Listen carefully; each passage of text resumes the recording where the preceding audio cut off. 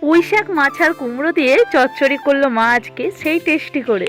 আজ সকালে ঘুম থেকে উঠে প্রচুর কাজ ছিল, কাজবাজ সব কমপ্লিট করে তারপরে দেখো একটু ছেলের জন্য ম্যাগি বানিয়েছিলাম। আর এরপরে দাদা নিয়ে এসেছিলো মাছ, যেটা বড় শোল মাছ নিয়েছিল, যেটা আমি কাটতে পারিনি, মাই কেটেছিল।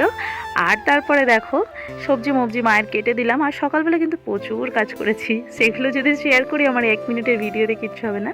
তো যাই হোক, দেখো কচু দিয়ে আলু দিয়ে মাছের ঝোল আর একটা শাক ভাজা ওই শোল মাছটা দিয়েই, যেহেতু জ্যান্ত মাছ ছিল তাই পাতলা পাতলা ঝোল করেছে।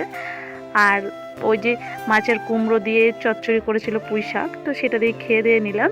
আর এখন বাজি রাত 1:30টার মতো। আমি এখন এসেছি ঠাকুর দেখতে। আমাদের এখানে কালী ঠাকুর তো শেষই হচ্ছে না, অনেক কদিন ধরে মেলা হচ্ছে। তো দেখো আমার দাদার ছেলে আর আমার ছেলে দুজনাকে নিয়ে একটু ভিডিও বানাচ্ছিলাম।